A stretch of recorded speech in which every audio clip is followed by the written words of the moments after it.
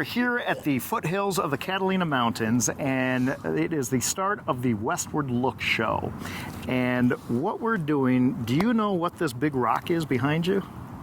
That is a bonitoite specimen that I've never seen the size of a boulder with bonitoite running through it. I didn't see neptunite yet, but anyway, it's a fabulous, largest piece of bonitoite matrix specimen I've ever seen. That is exactly right. That is a 5-ton boulder that Brian Lees from Collector's Edge hauled all the way over here from Colorado. Fantastic. Just so that everybody could see what it looks like. And it is chock full of bonitoites all on the surface, and it's incredible. And I can't believe that I'm actually about to say this story, but back when you were a kid, my pappy used to go up into the mountains with Uncle Pete Bancroft, and he spent time digging this very bonitoite out. Incredible. Yeah. So it's only at a show like this, the Westward Look, where you are going to see just epic stuff like this. Yes. So Dave, what do you say we head on up and start meeting some of the dealers? Sounds good. All right. Very good, Brian. We'll see you up there.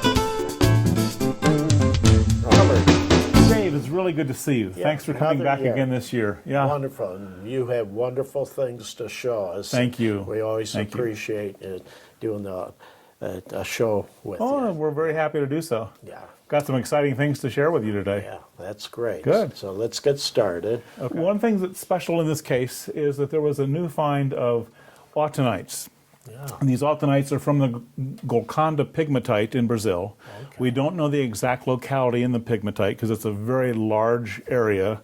Okay. So we're just using that term right now. But these autanites are just really beautiful. Super green. They're wonderful crystallization. You can see there's one here on matrix. Yes. There's two floaters, but the shape of the crystal is exquisite. Yeah. And the green is really bright. You got it. But let me from Washington are not near as strong as this. Yeah. Right. Now there were about 16. Maybe I said this. About 16 pieces. I don't know if any more are coming out. Yeah. But we maybe hope there are. But let me show you something that's really great. I'll turn the lights off just for a second. Yeah. Sure. And then we go to. Oh, look at that. Look at the under fluorescence. How bright they are. Tense green. And that's a little fluorescent pen thing you have there. Yeah. That's fantastic. I didn't even know they make a thing like that. Oh, that's wonderful. This one is particularly special. There were, look at that. There were 2 specimens on matrix. One is already gone, and this is the second one. And I think this one we actually featured in one of our ads in Mineralogical Record or on a poster, I forget which. Yeah. But you'll see that. See the structure of it all the way around. I don't know if it takes like that, which would, and it's like a flower. It is. Yeah. In fact, it's almost a rose. It's almost like a rose flower. Yeah.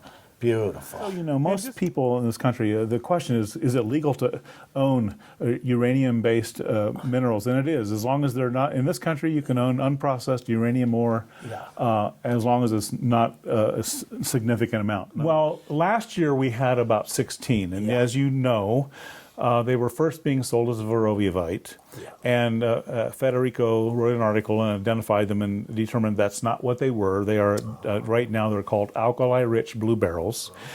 And we thought we had the entire pocket last year, but come to find out that there was half the pocket, or better than half the pocket, was being held back. And we were able to acquire them once we discovered they existed. And so we acquired about 40 specimens, of which maybe 14 are either small cabinet or cabinet size, just a few, maybe 5 cabinet size pieces, a lot of thumbnails, a lot of toenails. Okay. In 2012 and 13, when they first were discovered, there were 80 pieces approximately. And of those 80 pieces, the largest one was 3 centimeters. So these are amazingly huge for the species. Fantastic. And they appear in the flowers that like hematite roses. Yes. Either single crystals. You're looking straight into the C-axis of the face. Yes. And the white faces, you see, they look a little bit white, and maybe this one up here, you can see the edges of the crystals are white on the C-axis. In that white, there's a high level of scandium, which is unusual for beryl. Okay. And these beryls are colored by iron, according to Federico's analysis. They're alkali-rich, but iron is responsible, Fe3 is responsible for the higher color, making these turn blue. Otherwise, Federico has said that these are kind of blue morganites. Yeah. They look like a morganite structure, but actually really. they have the flower structure of a hematite rose, and so it's very unusual. Yeah. There are a few pieces. Look at this piece. Yeah, totally different. And this has what I call an acicular or a needle-like termination. Yes. And there's one down here. In this case, we can look at too a bit later. But those, as far as we know, there have only been about between 5 to 10 of those found. And as you know, I can't possibly track every piece. Yeah, well, sure. but we think we got most of them. Yeah. I will say that for the people watching, you can search the web and find, if you search Verroviavite, you will see some of these. And they're not Verroviavite, but they're still being sold as that. I got you. Even from the mines, they're still being sold as that to some degree. See. So you can still find a few. I found maybe 8 or 9 of them on the web. See. This is a very unusual specimen. A cluster of the acicular look on the blue barrels, but it's attached to a Tourmaline there. Isn't that great? beautiful colors. The tourmaline might. Then you look down here and you get greens and colors in there, but it's just a wonderful thing. Yeah. Now this tourmaline and this tourmaline are from the same pocket. It's the same zone. Beautiful. So this is what they're mining for, is this material, obviously. Yes. And these are found along with them. Okay. But an interesting thing for our listeners to understand is, or to know, is that these are not found in pockets. The blue barrels are never by themselves in the pocket. They're randomly found among other specimens as they mine. Okay. So that's we thought that was a pretty interesting discovery. Very much so. Beautiful. This is from Rio Grande County in Colorado. It was mined this past year. Very good. And there was one that came out this quality last year, so there's just not a lot of this material, and it's unusual. Yes. Nice big cobaltite blades with Very the pyrite much covering so. the blades. So That's wonderful. Of this type from this location, it's the best one I've seen. Yeah. I haven't seen a Yeah. better one. well, this we is wonderful. yeah we think it's great. Yeah. I don't know if the camera will show it as a golden piece or a silver piece, but it has this all pyrite, but Yes. they were pseudomorphed after the PYRRHOTITEs. And you can see this crystal starting to have a little finger bend on it like this. Yeah. And Peter McGall told me that the very best ones came out, they were all bent fingers, but there weren't very many of those. I see. And so this is a really, Extraordinary thing. Yeah. I've never Very- seen it. no, it's a very cool piece. I like it very much. Oh, wonderful. There's a new find of 2018, just came out of CUPRITE on malachites and CUPRITE crystals from the Congo. And if you look back in the back of the corner of the case, you'll see a CUPRITE Wonderful. crystal lit up from the back on top of the malachite and It's chrysocolla. fantastic. Isn't that beautiful? And you beautifully backlit it. Yeah. That's wonderful. My flashlight is not as bright as my light in the case, Yeah. so it's not doing any justice to it. Yeah, this is beautiful. Beautiful crystal structure, beautiful placement on the, Look at that termination on that. yeah. Holy cow. Wonderful. And I don't think my light is bright enough to do it, but you can see a little bit of, Oh, yeah. Deep red in there. yeah. Beautiful. So there were about 5 good pieces. There was some lesser quality material, but among them we have what we believe to be a really exquisite thumbnail. But anyway, this is a thumbnail and it's just a Beautiful. perfect thumbnail. crystal on the chrysocolla. Beautiful. Isn't that gorgeous? I see next to their hand a very special looking specimen there. Wow. Look at this. The baby blue material, Clevelandite, thank you. Clevelandite with a quartz and the perfect morganite on the back. Yeah. There, it's just a stunning specimen. This, I'm going to mention a little more about this. I've mentioned it a few times, but just to let you know Okay. that this is better than the morganite that I had for years. Okay. And it stood its ground for years, but this thing is fabulous because you don't have any big cracks in it and so forth. It's all complete there. And then you got a quartz crystal with it, with the albite, which has a little tint of blue in it. Yeah. It's not just white albite. Right. This is a magnificent specimen. Thank you. And this should be highly regarded. They're very hard to get of this type of quality. Yeah. Thank you very much. Thanks a lot. Appreciate it. You're welcome. Bye-bye.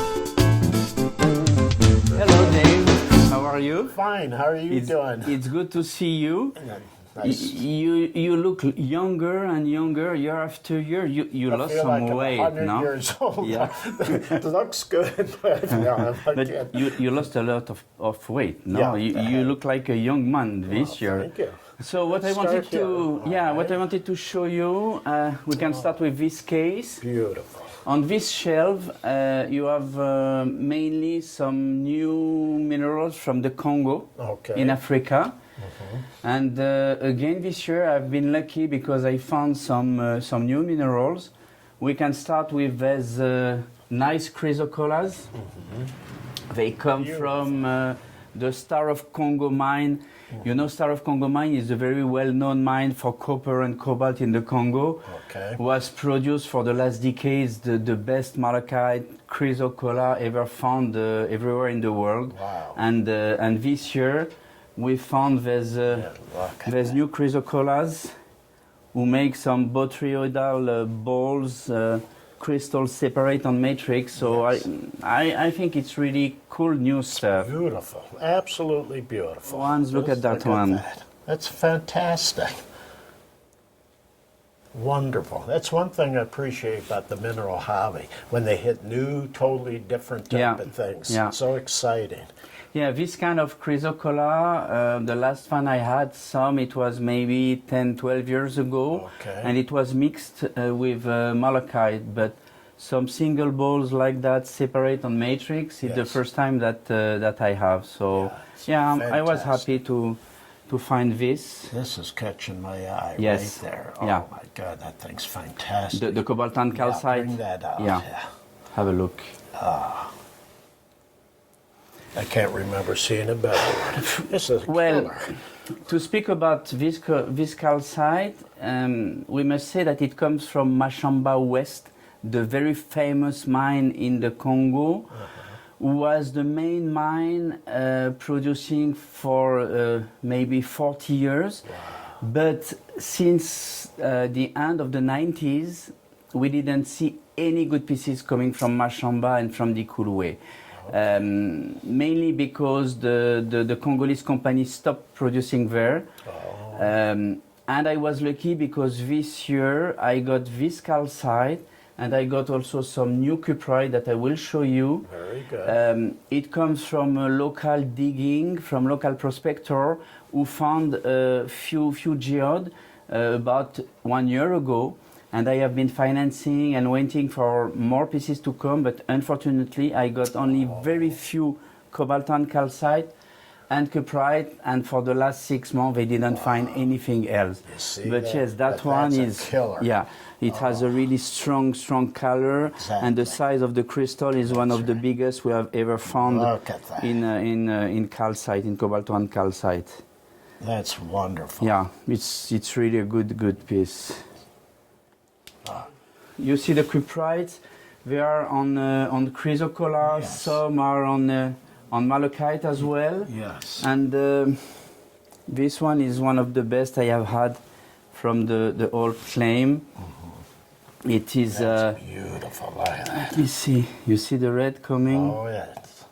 And last time we found some CUPRITE in the Congo, it was 1997 and 1998. It was a huge find. And what is funny is that it's my father who got these pieces. And actually it was from Dikulwe. Dikulwe and MASHAMBA are 2 mines in the KOLWEZI area, very close.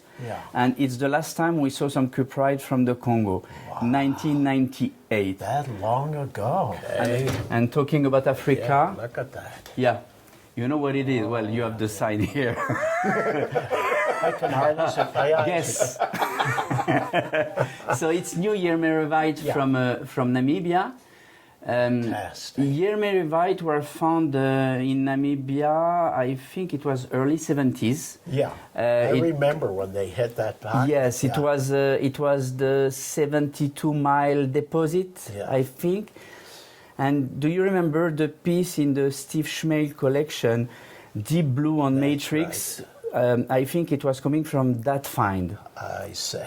And then in 2005, 2006, they found a new location still in Namibia, and it was the Ahmed Farm. It's a farm in Erongo, near to Usakos. Okay.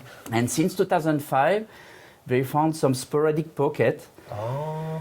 And it was last winter, I think, they hit a new pocket with some, unfortunately, again, loose crystals, no matrix pieces. Amazing.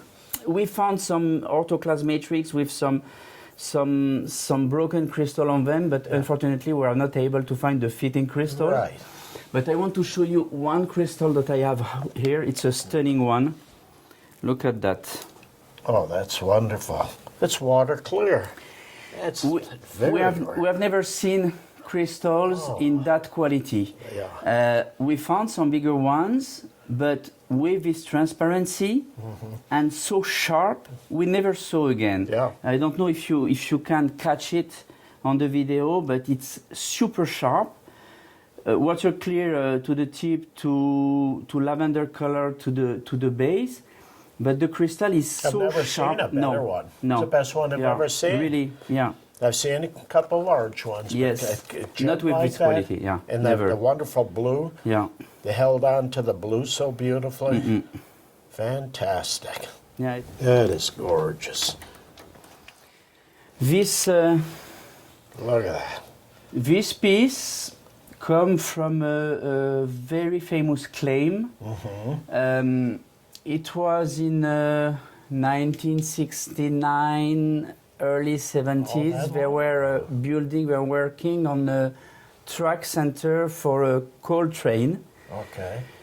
And they found one pocket called Josefa Veneros Vin. It was the name of the claim that they found. Yes. And in this claim, they found these deep violet crystals, very sharp, very gemmy, on the white matrix of scalenoidal calcite. I love the modification of these crystals. Yes, exactly. Fabulous. Exactly, with the phantom inside. Exactly. And the big scalenoidal calcite here. Yes. And yeah, look at that. Yeah, I didn't see this. yes, yeah. Yeah, right there. Yeah, it comes from this famous find where the Giasotto, the famous Italian collector, has also a major piece. This is truly an old Spanish classic. Oh, fabulous. It's one of the very best pieces from this find. I know you love beryl, and especially morganite. Yes. No, this is wonderful. On the matrix is modified morganite with a beautiful color. The size of it. Yes, yeah, the that's size. A wonderful. The size Great is piece. crazy. Because this piece, same, it comes from this famous find in Corrego de Rucum in I think it's 1973, when they opened a huge pocket, a huge claim, where they found maybe 200 or 300 morganites, and this morganite became really a reference in the beryl, and in most of the main collection you can find some morganites from this find. They are all the same with the albite, yes, and coated by the black tourmaline. Exactly. This one is very thick. Yes. It's really it's the biggest I have seen from this find in Corrego de Rucum. Beautiful. You had one in the Kit Proctor collection, you had one in the Barlow collection, you have two pieces like that in the Mime, so it's truly an old Brazilian classic as well, this. Absolutely. So you know that Italy is very famous for its sulfur, and from Sicily. Look at this. Here you have some big, deep yellow crystals on a light matrix of aragonite. Look at that. Right. Gorgeous. And again with some separate when crystals. did this come out? Well, most of the sulfur that we see on the market were found between the two World Wars, because before, most of them has been lost because they were not preserved in good condition, they were not extracted in good condition.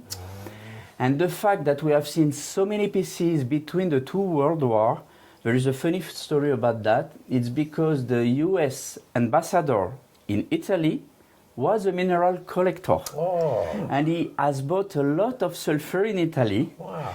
He built a huge collection, and when he left Italy, he took the collection and he made a donation at the Harvard Museum. Oh. And most of the sulfur you see at the Harvard Museum come from this, I forgot the name, but from this US ambassador who donated the whole collection to the Harvard Museum.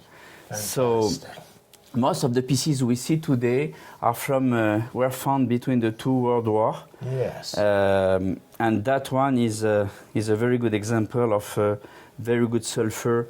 Oh, that I'm glad you show the back. Yeah, it's a 360 piece. Yeah, and then all this. Yeah, you see? I wanted to show you this hematite from Cavradi. Okay. You know the famous locality? Yeah, very much. In Switzerland. And this piece is very special. Look at the color of the crystal, the iridescence, the patina of the crystal. It has a very special color. You have a very thick blade. Yeah. And if you check carefully, it's coated by some small rutile. Oh, wonderful. Look at that. With a nice quartz on the side. Yeah, there is a little rutile in there. Yes, isn't yes. Yeah. This piece has been pictured in the famous book, the Cavradi book, who is the reference for the mineralogy from Cavradi. Yeah. And that piece is a really good one. I really like the wet luster it has and the thickness of the crystal. Yeah. Oh, I really like this piece in the middle. Yes. It's a what we call half closed gwindle because it is, look, you can see half because you have the gwindle on that side and it's straight on that one. Oh yeah, look at that. Yeah, how about that? And that piece is a new piece. All these pieces come from old collection and also new finds. Okay. And that one is a new find from the habit. The habit is very special, and also the transparency of the the crystal, very gemmy, very sharp. Yes. I really like the piece. Wonderful. Boy, that is something. Isn't that a little jewel? Look at that. Oh, that's fantastic. Look at that thing. Transparency. Gem clear. Yeah. Wonderful coloration. Yeah, Switzerland is really one of the main suppliers. They are for the alpine stuff. Yeah. They can compete with France easily. They have some really good quartz.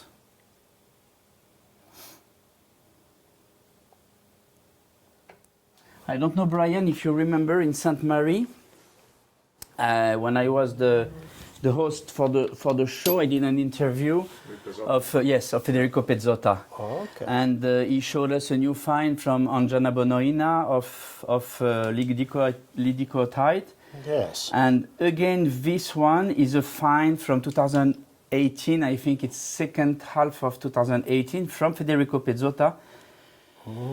Because he's very active in Madagascar, and the complexities of this termination. Yeah, I really like the complexity of the terminations. I don't know if Brian can pick that up on the lighting. Yeah, and it is deep purple in the C-axis. Beautiful. Very sharp, very bright. Yes. The luster of the piece is insane. And yes, absolutely. Federico is very active in Madagascar.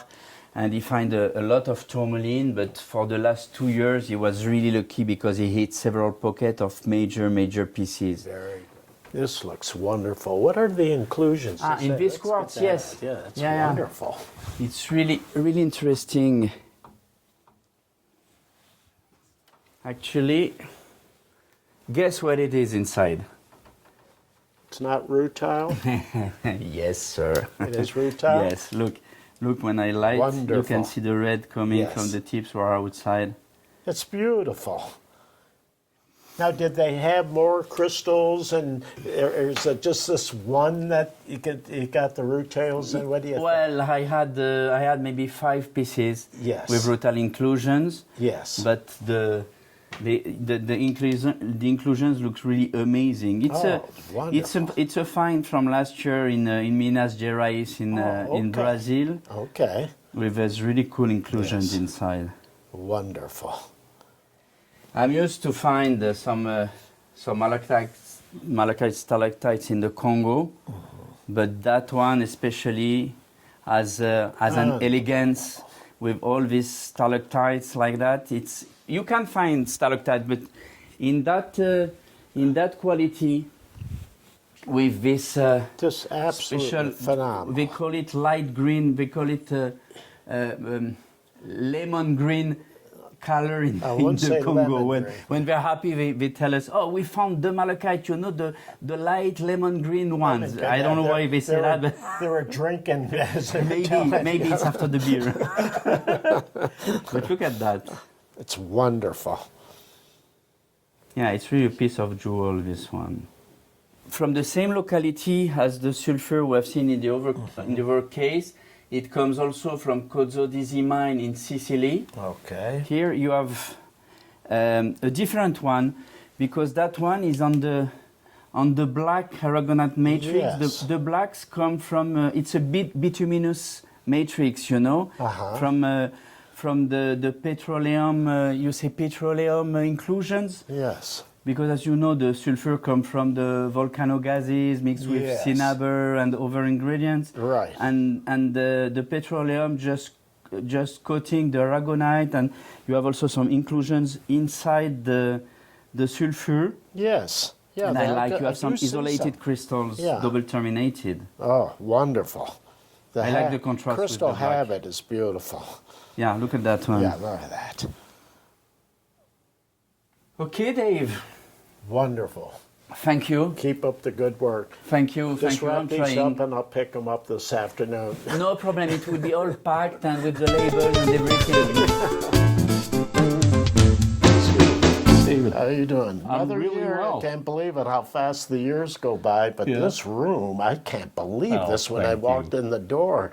What a magnificent setup you got here. Thank you so much. Oh, my goodness. You know, several months ago, we got a very large shipment out of Namibia. The Collector's Edge really focuses on southern Africa, and in particular, Namibia seems to be producing some incredible things these days. Very good. You know, the Rongo Mountain area with fluorites, aquamarine crystals, SCHORL crystals. Then you'll have the Gabobo-Seb area with the beautiful amethyst from that area. But one of the newest things the newest pocket and really incredible dioptase are these dioptase specimens. And they're from the Ondera mine in Namibia. It's in the Kakhoveld Plateau area. And I wanted to show you this particular piece. You can see the incredible size of these dioptase crystals. It's 3 centimeters in length. Very lustrous, really bright green color. Very similar to the old Sumeb Namibia dioptase. They're fabulous. Yeah, isn't that amazing? And these came out when? I'd say they came out of the ground within the last 6 to 8 months. We got them 3 to 4 months ago. Okay. We've spent that time before Tucson trimming, cleaning, getting them ready to go to market. Sure. But just spectacular dioptase specimens. Wonderful. This is kind of the second wave we've seen of the dioptase from here. These are very pure green. There's not a lot of interplay with the shadokite that also occurs at that locality. But this one, when you turn it around, you can see how the crystals of dioptase have been both invested with shadokite, but also coated with shadokite. And so there's this interplay of the growth of the shadokite and the dioptase, which tends to produce a little bit more, we were calling it spider webbing. It's little blue coming through through the green color. Yeah. So the earlier pockets that were coming out from this area, and this is from the Andera mine in Namibia, Cockevel Plateau, they were invested with the Shattuckite, where the new batch is not. Another one here with the great color. And again, kind of the Shattuckite coating on the back side of these. But just incredible dioptase specimens. I mean, we were so thrilled to get these. Yeah, it brings memory to me in Monrovia. I can't think of the dealer then, when they made the first sticker with John B. Jago. I can't think of the guy's name that had the store. This is the best I've seen since then, and probably better because what you just explained, that they're a little bit different. And you can see on this piece back over here, David, you've got the Shattuckite in the background with the dioptase on top. And then in the same pockets, you'll get sprays of malachite with the Shattuckite as well. So that is really neat. Yeah, just incredible pieces. So we're really excited to get those, and I have a little surprise one in the back to show you a little bit later. Okay. Yeah, this is a really good example of how wonderful they can be. You'll get the sceptering. And it's on matrix. You can see the basalt. Yes. They're in tight little pockets. I see. But beautiful amethyst scepters and non-sceptered. Yes. In the case across the way, there's a lovely smoky quartz piece that we'll look at later. But just fantastic specimens out of Namibia. Fantastic. Sure. We also have been getting some wonderful aquamarine and schorl combinations also out of this same area. Isn't that wonderful? That's fantastic. And they're typically so affordable. We have these things in our keystone areas, like down at the new Mineral City show. We'll have nice small pieces for $150, $100. Yeah. And they're wonderful blue aquamarine groups on feldspar or associated with schorl. Reminds you of old times. Of the prices. They're wonderful things, and they come out in relative abundance. So we can offer them at a great price. Right. So, That's great. It's fantastic. And just another example of how diverse the things are that are coming out of Namibia. This particular fluorite up here on the top, you've got a very interesting color zonation. It's kind of reminiscent of those alien eye fluorites. This isn't one of them, but you see the very strong green color zone in there, and then the clear fluorite over top. Exactly. And kind of a cube octahedral crystal. Yeah. Just a beautiful specimen. God. Yeah. That's right. One of the other things we mine for every year, a few months every year, we'll go up into South Dakota and work with the landowners there and with some other partners on digging up these barite and calcite specimens. Classics. And then, they really are. And they're found in really, they're large concretions, but the openings within the concretions that the barite and calcite can form in is quite small. Yes. And so it's our lab guys really have to work hard to isolate specimens as precious as this one. Most of the time they're contacted, and nature often causes etching of these barite or calcite crystals and makes them less appealing. So to get a piece like this, every year we do about 3 months worth of work on this project during the summer months up in South Dakota. And this is from the Elk Creek area in South Dakota. And these things, to get a specimen like this, we get about 5 a year.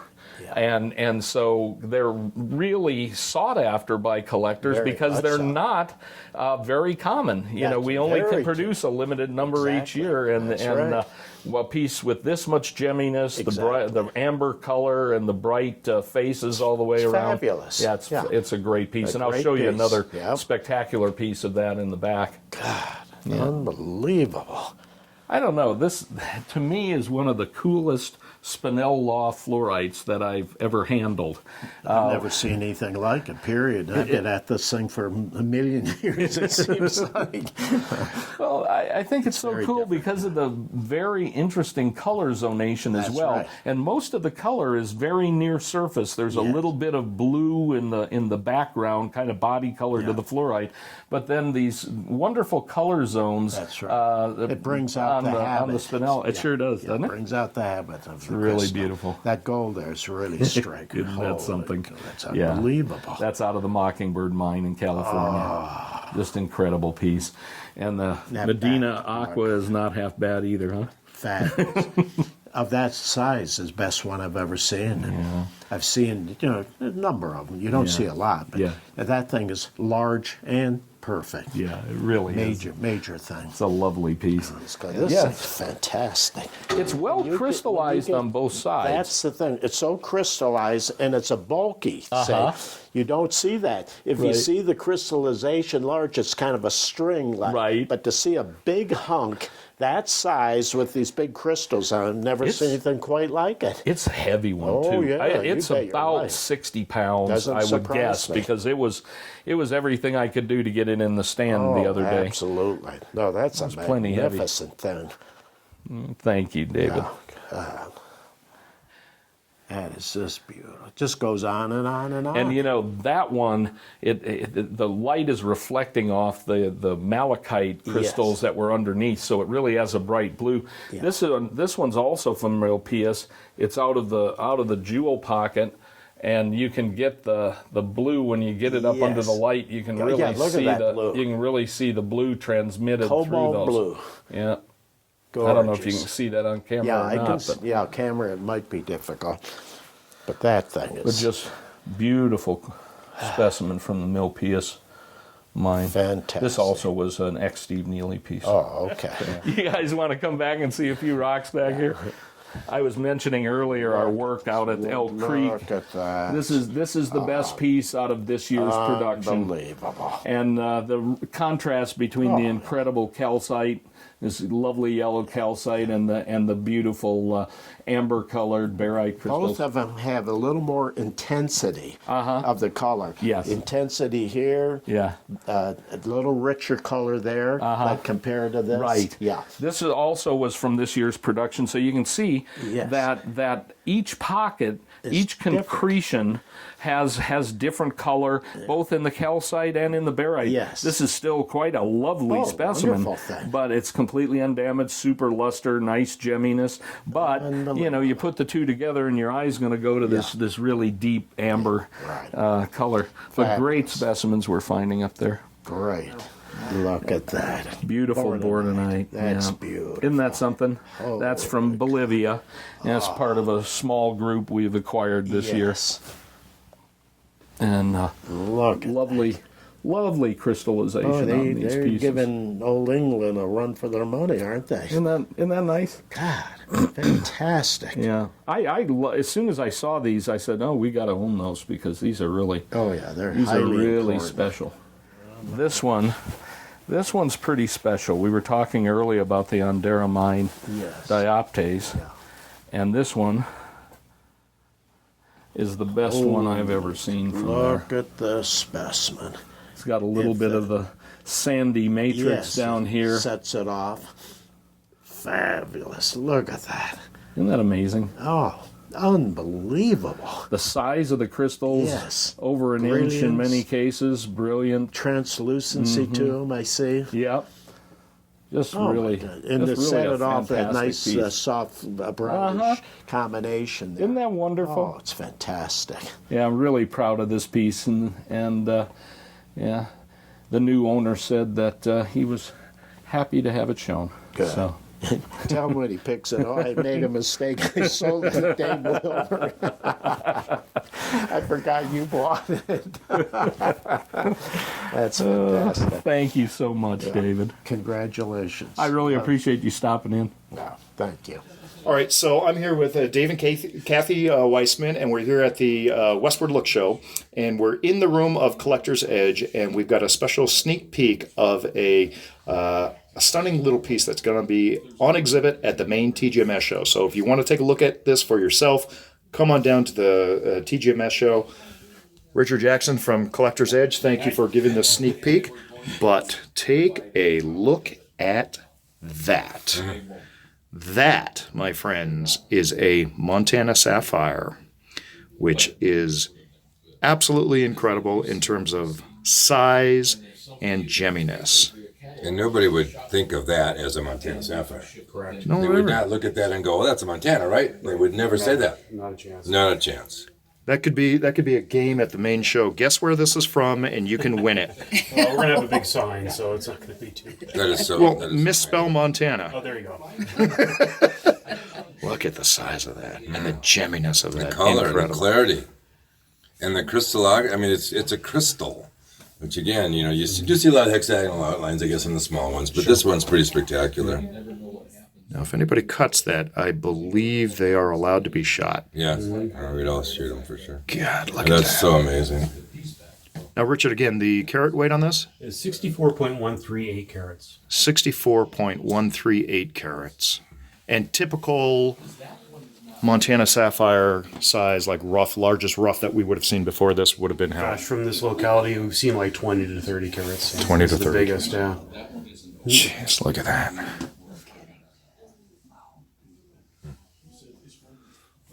So that's a scoop for you. Come on down, main show, check it out for yourself. You get to see this on display with a lot of photographs and background information, and you can be as educated about sapphires as these men are. So, thank you. Welcome to America again. Thank you very much. So good to see all your fine minerals. It's always a pleasure to be there. Thank you. And now with the sun finally. And now, come on. Arizona is famous for its sunshine. Yes. We get 354 days of sun a year. Well, that's a lot. Not something France can brag about. No, absolutely not. You have some wonderful minerals here Thank you. from France and elsewhere, and you have one really rare piece that I need to see. Is Dadsonite? Dadsonite. So this is from Saint-Pons, a famous locality in the southeast of the Alps. Well known for zinkenite crystals and chalcostibite crystals also. There is some good bornonite and few other things. And in 1976, they discovered a very rare species described in Madoc or on Sudbury, Ontario, which name is Dadsonite. It's almost, let's simplify, it's almost like a boulangerite, but every 14 atom of lead, there is one of very light chlorine. Yeah. Isn't that interesting? Yeah, and it's a little bit unusual chemistry. Yeah. It looks like boulangerite. Yeah, it does. Or Jameson. And this is a brand new discovery of maybe some of the best specimen known for that very rare So species. that's a recent discovery. Yeah, maybe 8 months ago. Wow. Joe, this is goethite, crystallized goethite, very thick crystals. Yeah. Coming from the little fluorite mine of Hambourg-Negade in Tarn. It's 25 kilometers from the famous Le Burq. And this is self-collected 10 years ago. Really? Yeah. They almost have the shape of the famous old goethite from Restormel in Cornwall. Because usually the needles of goethite are very, very thin, and those are very thick. Yeah. The luster on that is very exceptional. Really exceptional. Yeah, isn't that wonderful? I found it in an old collection in France. The guy certainly bought it in Tucson a long, long time ago. It's Opal Butte, Oregon opal. Yeah, you don't hear about Oregon opal much. Maybe the locality is Finnish now. I don't know. I really don't know. I haven't seen anything from up there in decades. You know, Wyoming, yes, but Oregon, no. Beautiful water clear. Yes, From the Lucien area in Vietnam. Beautiful. This is a cobalt-rich spinel. Right, cobaltian spinel. And very difficult to have an entire crystals in the marble matrix. Yep. And not glued because they can pop off very easily. That one has been checked. And you know that they gave some very, very good cut stone, very valuable cut stones. Yeah, the intense color on it. Yeah. It's wonderful. I imagine when you facet a crystal like that, it holds its color because it's so intense. Yeah, beautiful. Look at that. That's nice. This is a very big blue from the famous Lebex in Puy-de-Dôme. So that means an old-timer because Lebec's mine closed in 1971. Oh, okay. So this is before, and this is a blue-greenish, very, very big crystal. Not the usual color, which is more clear sky blue, or sometimes deep blue also. But there is a pocket with bigger crystals with a mix between the green and the blue. Okay, This is big, 20 centimeters. Yeah, marvelous. Yeah, the fluorite, the Lebec fluorites in the Sorbonne, for instance, I think they're all blue. Yeah. If I remember correctly. Yeah. That's very unusual color for that locality. Very nice. And after the old, the brand new, the green to colorless from Langeac area in Haute-Loire, so still in Auvergne area. Are they near each other, those localities? 50 kilometers That's around. not too far. Yeah. The mine is closed also since Nice cubes. 1980. Yeah, really sharp. But some people doing caving found a nice pocket. Yeah, that's nice. Yeah. The Oh, look at that. first growth with the purple and green, and the last stage, there's quartz in between. Almost no color. Like you can see on that one, there is some green octahedron Inside. covered by quartz, Yeah. and then last generation of clear cubes, Yeah. water clear. This is, Brand new from Mont Blanc, a very, very big one and deep red. yeah. It's a little bit intergrowth with a granite mother rock, but that size is very unusual Exceptional, with a big smoky quartz. And the color is very deep. It's not pink, it's red. Yeah, that's really beautiful. Mont Blanc, huh? Yeah.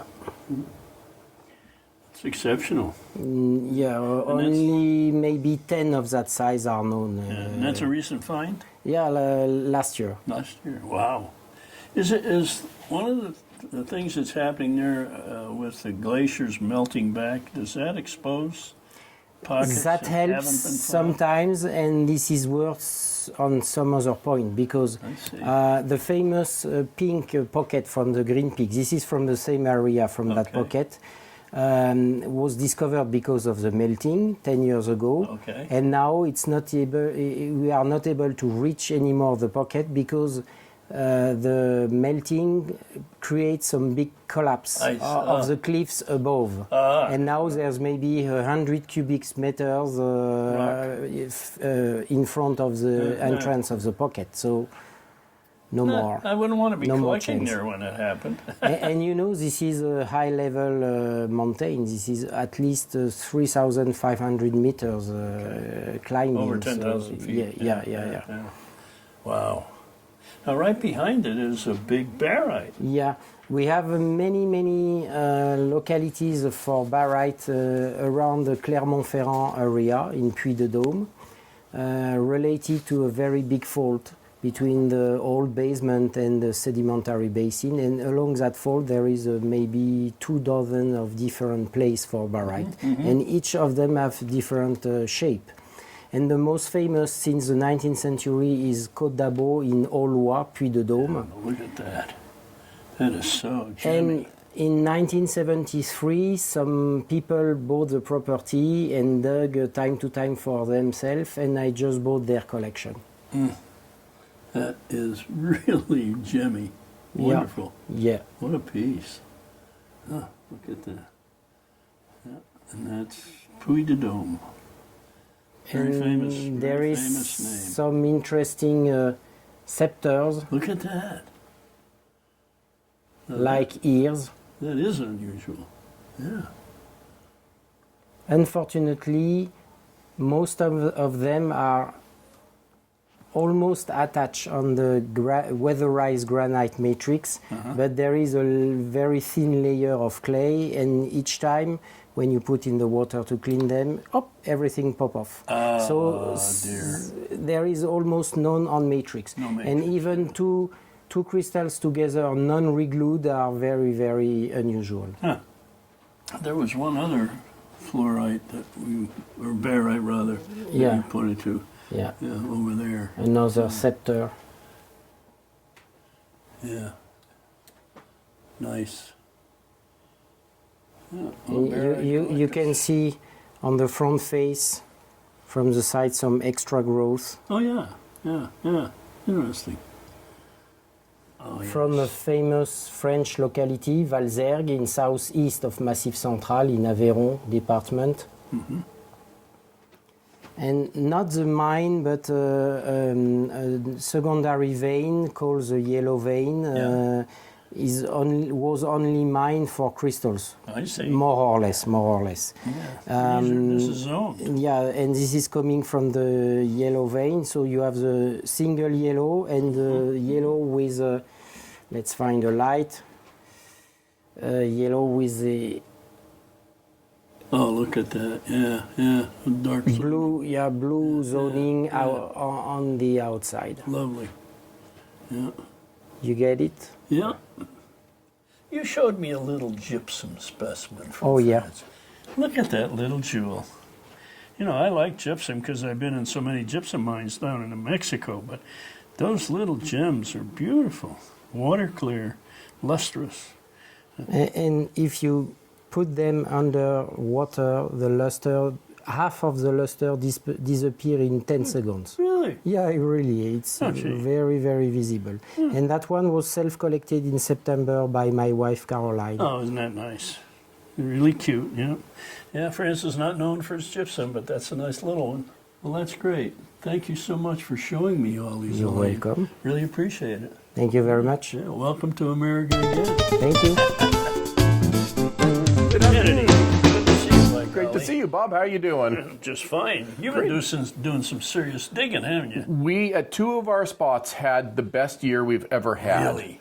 So let me show you a couple things from Hallelujah Junction, which this past year we kind of renamed it as the Foster Holman Mine for our late friend and dear friend and partner Foster Holman, who passed away last year.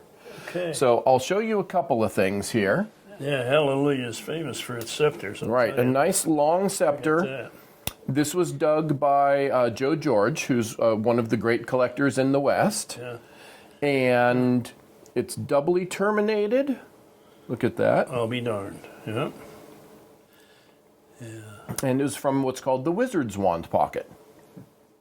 Understandably. Pretty good name, as a matter of fact. You know, one of the things I want to thank you for and congratulate you on is that you allowed a group of about 22 or 3 young ladies to come here and dig, and they did very nicely. They really enjoyed it. We have been really fortunate over the years to have some fantastic people come and dig at our mines. Yeah. This may have been the most fun we've ever had. Good. These women were so supportive of each other. Oh, yeah. They were cheering whenever anybody else found something. It was an energy up there on the mine that was just absolutely fantastic. Yeah, this is a new group of ladies who have teamed up, and they've been to the Ocean View mine and your mine and a couple of others. I think it's wonderful to see. It was a lot of fun. Good. And I appreciate you inviting them in. This is actually the finest scepter that personally I ever dug. And I named the pocket the Perseverance Pocket. Why?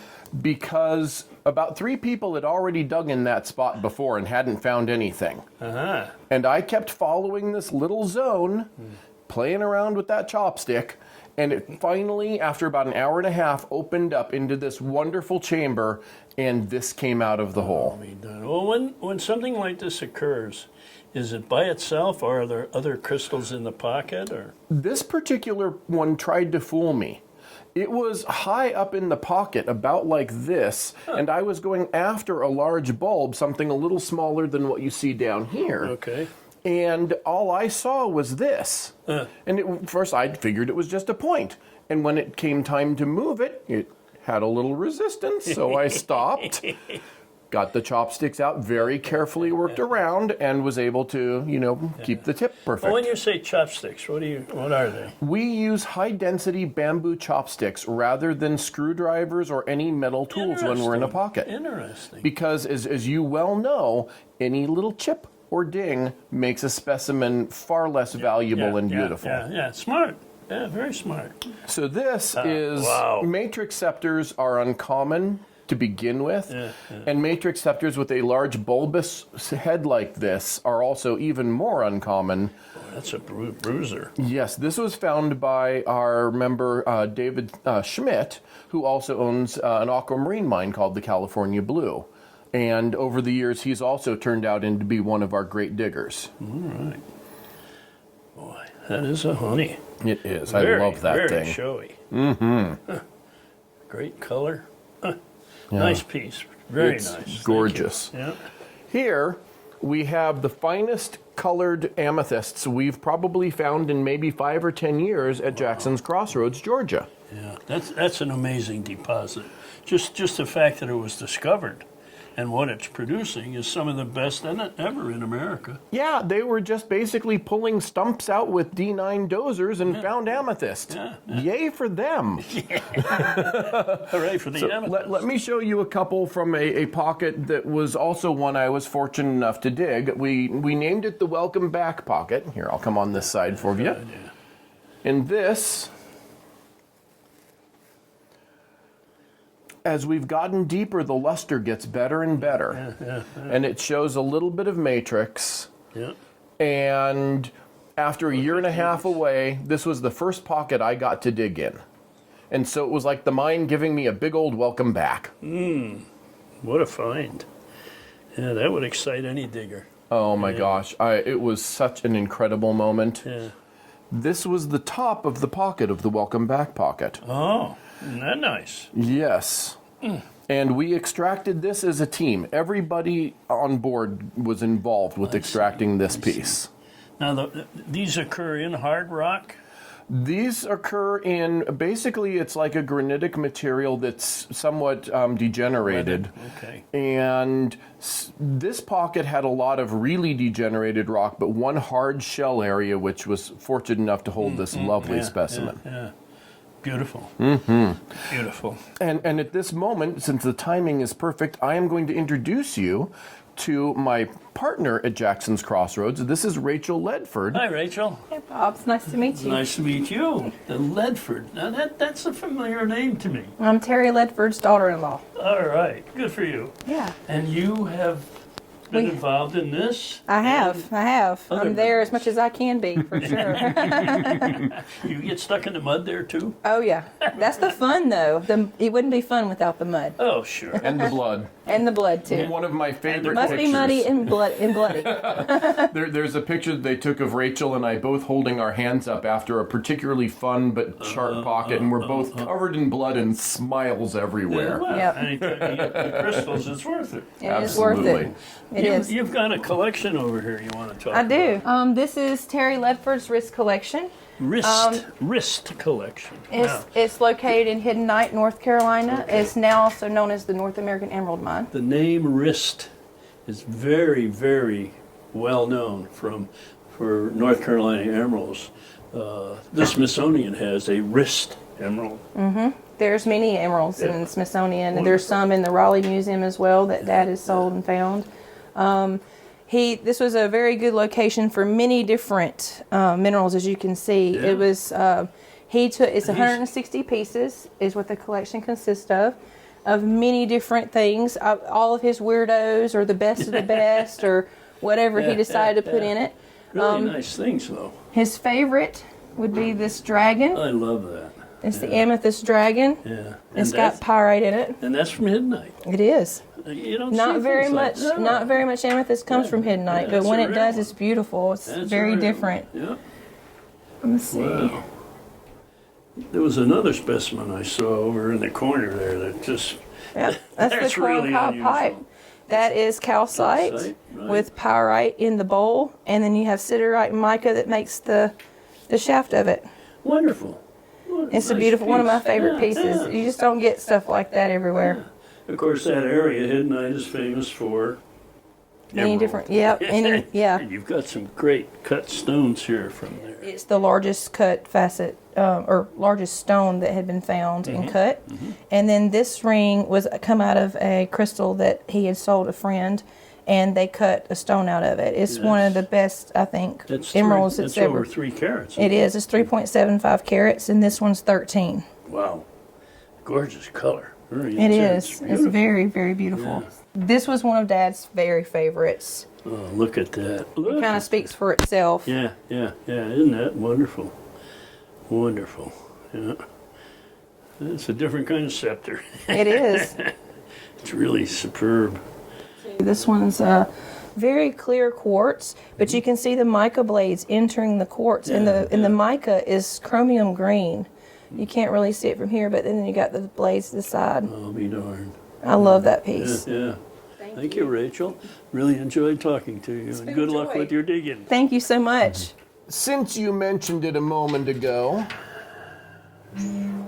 it would be wrong to not show a lovely Jackson's Crossroads amethyst. Oh, yeah. I was going to ask about that when we were talking about them. Yeah. What's the weight on this? That's about 35 carats. Is it really? Mm-hmm. The color is just intense. Yes, you can see both red and blue flashes in a lot of the stones. Yeah, I was going to comment on that. It rivals the Russian and Korean amethyst for its red flash. Yeah, we're a little partial, but I think we'd agree with you. Oh, yeah. No, I agree. It's a wonderful stone. So this was designed by a friend of mine named Tyler Minnick. It, to me, captures Hallelujah Junction so beautifully with Foster, the scepter he wore on his neck, the scepter, and the track hoe, which helps us get everything. All right. So this is for you, Bob. Thanks, Ken. Thank you very much. Thank you so much. It's been an absolute pleasure. We're here at Westward Look with two of what I would consider two of the best-known rockhounds in America, Tim and Crystal Doris. They dig more Amazonite than anyone else and are well known from their TV appearances, and I'm just proud to be here talking to them. Thanks for having us. We're so excited. Yeah, Crystal? Yes. Good seeing Good to you. see you And too. Tim? Hello. You've got a lot to talk about. I do have a lot to talk about. So there was a man in Colorado Springs that I knew all my life. He passed away a year or so ago. He was just a world-class field collector. I mean, the best you can get. He discovered numerous pockets out up in Lake George area, and he did field collecting all over the state of Colorado. So he has all different localities, but primarily Lake George for the Amazonite smoky quartz, as well as garrotite and onagite. And he found a pocket that contained 3 twins of the Amazonite, but the 3 different kinds of twins. A pocket, did you say? One pocket with 3 of the different twins of the microcline. And when it comes to Amazonite in particular, the Manabok twin is the most common. And for roughly every 100 Manaboks I find a Bovino twin. Okay. And for roughly every 100 Bovino twins, if not more, I find 1 Carlsbad twin. That's a rare one. So it's the rarest of the rare for the Amazonite twins. It's at the reverse for regular white microcline, but for Amazonite, Carlsbad is by far the rarest twin. And this man hit a pocket that contained the 3 different kinds of twins, and they're all good, which is just freaking unheard of. I mean, it's amazing. Can you bring them out so we can take a look at them? Yes, I'll get them. Yeah. So that's the Bovino. Yeah, look at that. Now I got to put my glasses on. Oh, there we go. Look at that. It's a great twin. Yeah. I mean, that's just a it is. respectable It is. Bovino It's from sharp, Colorado. Lustrous, wonderful. The color on this is really very, very, very good. Yeah. It is good color, especially in larger crystals. The Amazonite has a tendency to lose the color and the quality of color. Now I have the other twin, which actually came on Matrix, the Manabok. Look at the size of that thing. Wow. The same color. Yeah, same situation. We call these the Smokies. triplets. Yeah. Yeah. Look at that. What do you call it? We call these the triplets. The triplets. Yes. Okay. And here's your big twin right there. Yeah. Look at the size of that thing. Wow. What a specimen. And then the last one, which I consider the holy grail for twins, is a Carlsbad. Oh, wow. Look at that right there. What a twin. Yeah, I've only seen a few of these in my life, for gosh sakes. I've only collected. It's a sweetheart. I've only collected a few in my entire existence, and I've dug a lot of pockets. You know, the thing that surprises me about Amazonite is what causes the color in it. You know, in most crystals, it's a maybe a little iron or something like that. With these, it's lead and water that are reacting to cause the color. Maybe That's a little amazing. radiation. Yeah. Maybe a little radiation. Yeah, in there, too. considering where they come from, sure. That's wonderful. So these three Ray Berry found out of the one pocket, and he found that pocket when he was, I think, 83. Yeah. Yeah, he was an old man when he actually found it. He named it the last hurrah pocket. Oh, wow. So it was a heck of a way to go out with these It three was pieces. at Lake George? In Lake George, yes. Actually down near Sportsman, which is 10 or so miles north of our claims, the Smoky Hawk.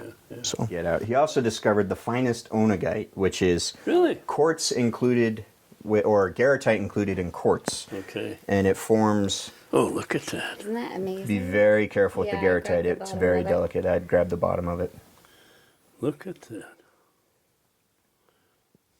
This is the finest one that I've ever seen. Do we have a little on light so we can quartz. show a little bit of the purple?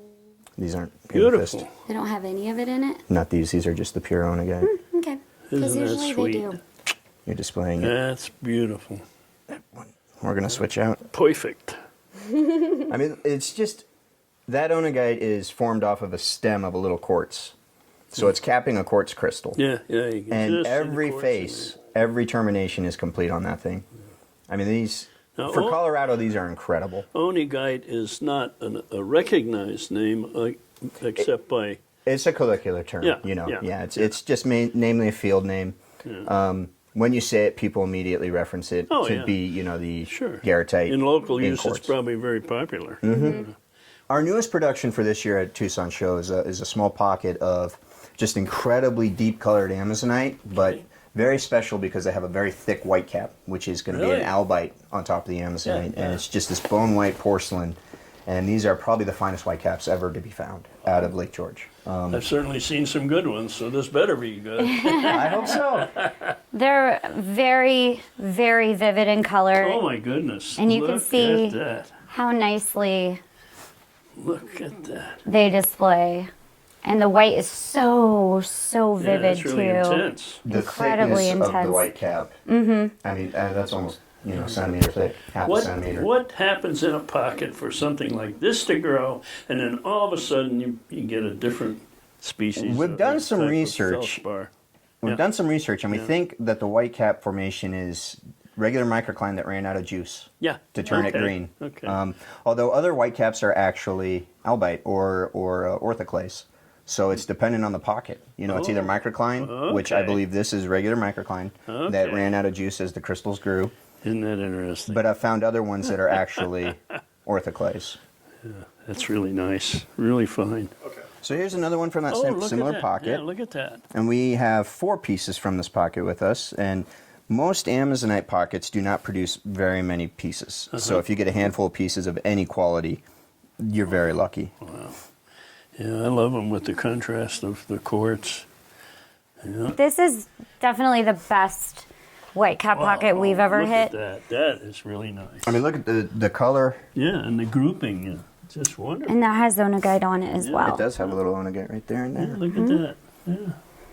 These are really swell. So these all came out of one small area, huh?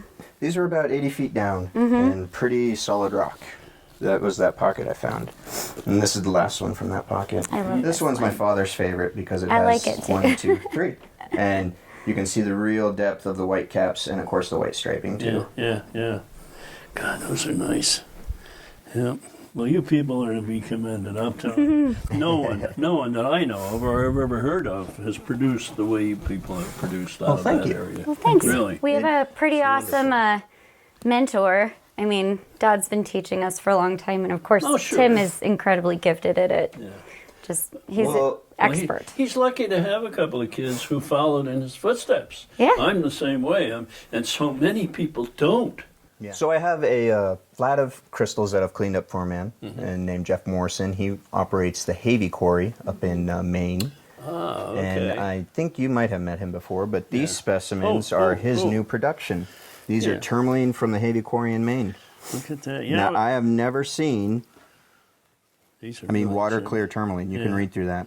From Maine, I've seen, you know, the standard like this that are kind of cloudy. But these things are legit gem crystals. Yeah. You know, Maine is really the jewel box of America. The first gems found in America were in the 1800s by two kids. Yeah. I actually was able, I've dug at the Havey. I know you're so jealous of me. I am very jealous. I was recovering from surgery. I couldn't go. We had so much fun. It was incredible. Yeah. There was lepidolite in there, and then, of course, the tourmalines, and, you know, there's some watermelons in here. Really nice teal colors. Lovely. I never had anything that large when I was digging there, but it was really fun. The terminations are kind of a pleasing yellowy green, and they're all pinacoidal. Yeah, I love these things. These are just unheard of for. Yeah, that's I've never seen Maine like this. I've never seen Maine like this. Beautiful. Yeah. So my goodness. This particular piece is actually from probably our most well-known pocket. It's the Lucky Monday pocket, and it produced the best Amazonite saturation and glassiest smokies we've ever produced in our history. And when you see this piece, you're gonna just die because it's so fabulous. So many.